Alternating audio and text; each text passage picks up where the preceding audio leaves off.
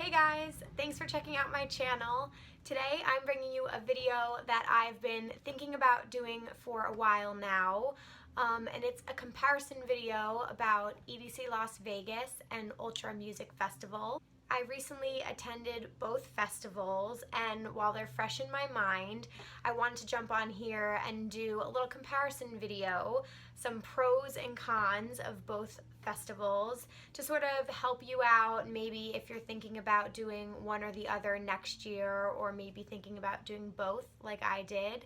I'm going to do a little breakdown of each of the festivals and sort of give you like my final thoughts and opinion on both. I think both are awesome experiences and life-changing festivals, but hopefully this will help you figure out which one might be better for you. And just a quick note, of course, this is completely my opinion based on my experiences, so feel free to agree or disagree with me. You might have a preference, but just throwing that out there before I get started. So with that being said, let's do the damn thing. Okay, so to start out, I'm gonna go with Ultra Music Festival. Number one pro would have to be Miami Music Week, which is the entire week leading up until the festival. I think all of the events that go on, all of the shows, the pool parties and the after parties are just a huge plus.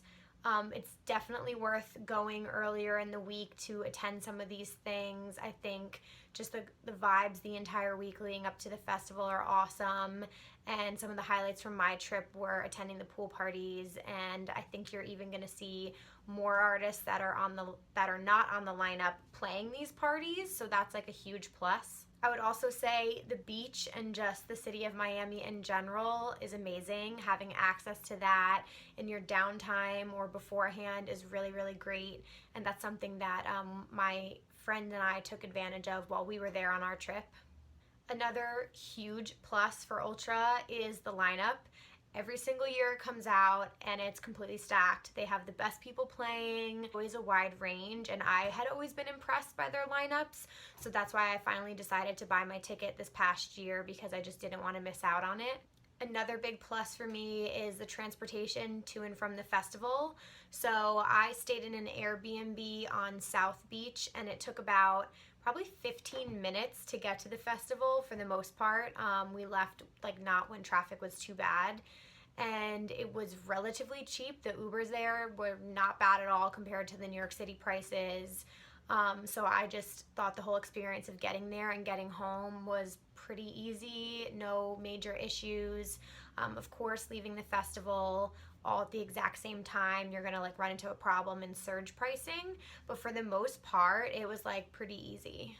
And another note about the hotels and Airbnbs, there are tons of options. So you can either stay right next to the festival on that side and you're in walking distance, or you can choose to stay on South Beach and get an Airbnb or splurge on a hotel over there if you think you're gonna wanna go out to the bars and restaurants and have access to the beach. So that was really, really great, having a lot of options to choose from when we were booking our trip. Another thing that I really, really loved about Ultra was the stage designs. I look forward to it every year to see like their pictures and their videos and like their big reveal of the stages. So to see them in person was like, it just blew it out of the water. The Carl Cox megastructure was my absolute favorite stage. I found myself getting lost there for like a couple hours Friday and Saturday night of the festival. They did an amazing job with everything in there, the lighting, the sound system. The main stage design this year was so cool, and I really, really loved the time that I got to spend there. And then there was also like a Mad Decent and an Ausla stage, which was like up on this hill that had just such like a fun party vibe. And they have the Spider stage and Worldwide, which is the one that kind of like arcs over. So really great job overall on production. I was not surprised by that. I kind of knew going into it it would be amazing, but it really did like make it worth the money. I also really, really enjoyed the international aspect of Ultra. Like, you can see it in the live stream every year, because I always watch the live stream at home, and I was like dreaming of going to this one day. But you see all of the flags from all the different countries around the world, and being there in person, it was just really cool to have people like standing all around you who were speaking other languages, who were from a different culture, and that was just like a cool aspect that I really, really liked, getting to meet people from all over the world. But as you know, with every festival, it's not all good. I did have some cons leaving the festival this year that I want to share with you guys. And again, these are my cons. These might be completely different for you. So the weather, it rained every single day of the festival, which is typical with Florida. I knew that going into it. I brought ponchos and was prepared. But it's extremely humid in Florida. And just being like completely soaked during Tiesto's set on Saturday was like a little bit of a bummer. I, of course, was grateful to be there, and I had so much fun regardless. But it just like was relentless. It did not let up for like several hours on that Saturday, and it rained Friday. So for me, the unpredictable weather in Florida is a negative. The couple days leading up to it, and I remember Sunday morning I did a pool party. It was like high 80s and sunny, and I like got a burn from that. So that, you know, it's just a hit or miss. You just don't know. So it's like a risk going into this festival with the weather. I would also say the water refill stations in the bathrooms, I did not think that they had them in the best locations. I specifically remember several times coming out of the Carl Cox megastructure in one of the other stages, and the bathrooms were like a pretty far walk away, and so was the water refill. And I think I'm just used to maybe having like more access to that. So that for me was a negative, especially with the heat, and wanting to like run to the next stage and having to like find your way throughout the festival. I did not think they had as many as they could have had. And then the location of them was not the best. I'm 26 years old, and for me, going to Ultra for the first time this year, I can without a doubt say that it is skewed more on the younger side.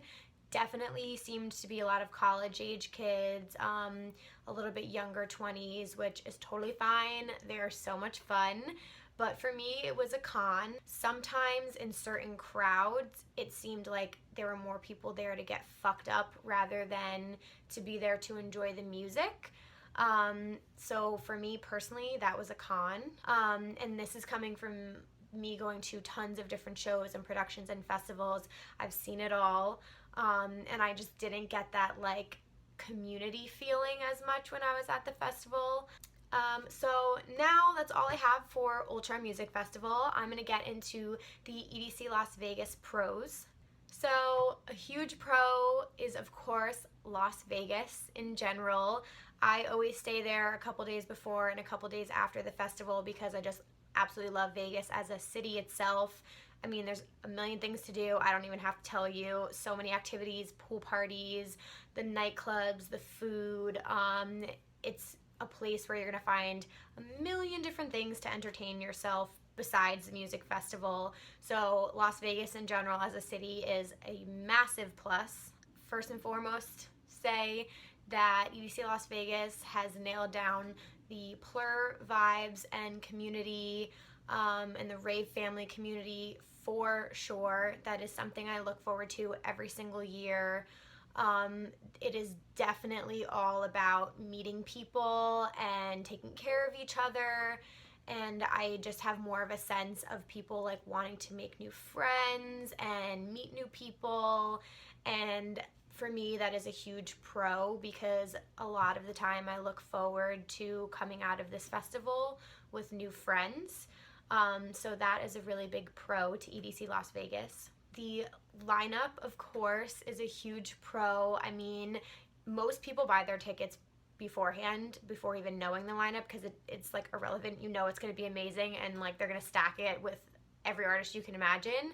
I would say this year was a little different than the last. There were a lot of like more smaller names this year, and maybe not smaller isn't the right word, but normally they like stack it with all these headliners and people playing Kinetic Field or Kinetic Gaia, but there just seemed to be like an even split amongst all the stages this year, which I liked. It was more of a range of different styles and genres.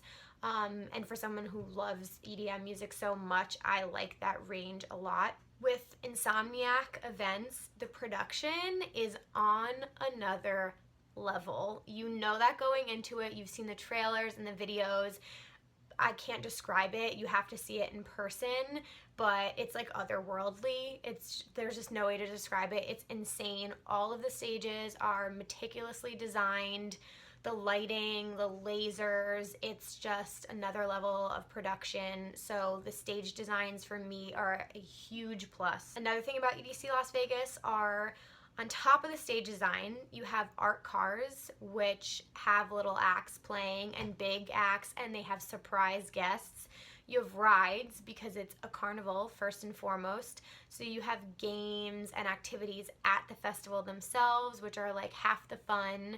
And then you also have performers and entertainers walking around. They have parades going through it.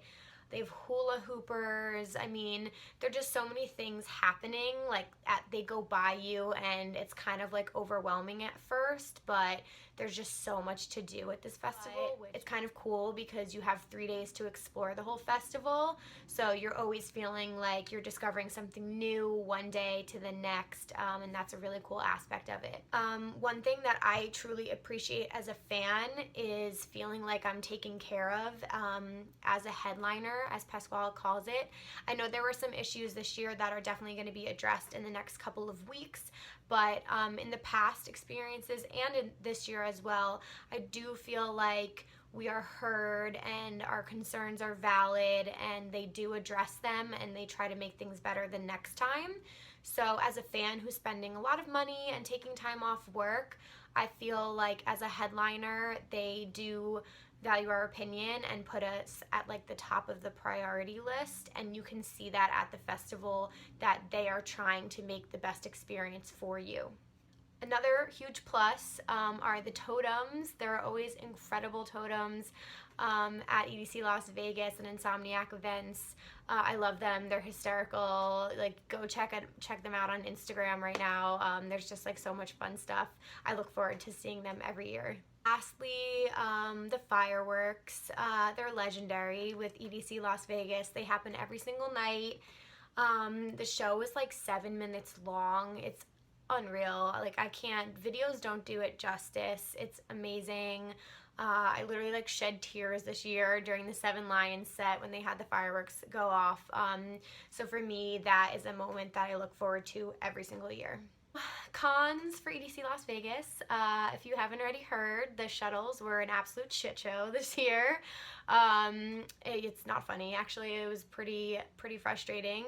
But in the past, they had run a lot more smoothly, but this year it took about 3 hours to get to the festival one of the nights, and my group ended up taking Lyft the last day of the festival because it was just so frustrating.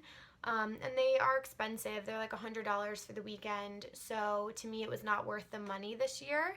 And I'm really looking forward to hearing how they are going to address that in the future, because the access to the festival is tricky. It's not right off the strip. It's like a good 40-minute drive. So getting to and from the festival is a little bit tricky, and it's definitely a con. Also say, similar to Miami, the weather can be a pro or con.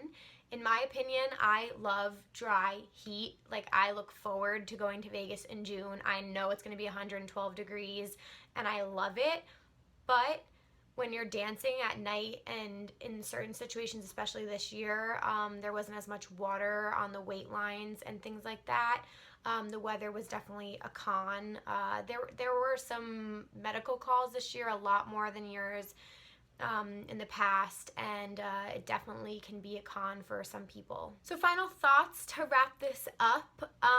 Would I go back to Ultra Music Festival? Me personally, I would say no, but 100% I would go back to Miami Music Week. I honestly would just book a trip, from like Wednesday to Sunday and do all of the Miami Music Week events. And I kind of like hanging poolside and going to the beach and having some drinks, maybe with like an older crowd. So that's something I would do. I would definitely say Ultra is worth doing 100% once in your life. It was a bucket list item for me. I had the best weekend ever. So much fun.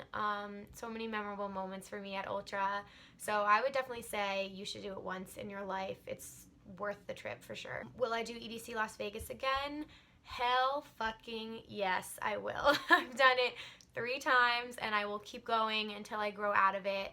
I think the crowd range of age is a little bit greater. You see people from all walks of life. And it's just a different like entity. Ultra is a music festival with high level of production in a sick ass city. It's so much fun. EDC is like a surreal, otherworldly rave culture, like experience. I don't know how to describe it. It's on another level. The size of it is nothing in comparison to Ultra. It's like 2 to 3 times as big. And for me, it's worth the money. I love Las Vegas. So hell yes, I'm going to EDC Las Vegas as long as I can. So I hope this was helpful for you guys. Again, these are completely my opinion, and they may change over time, but now that they're fresh in my mind, I just want to get them out and hopefully help you guys make a decision or just break it down a little bit easier for you. If you can do both because I swear it was so much fun. There was enough time in between the festivals to like recover. But everyone's on a budget, obviously, and you have to take time off work. So that was my pros and cons list. I hope that this was helpful for you guys.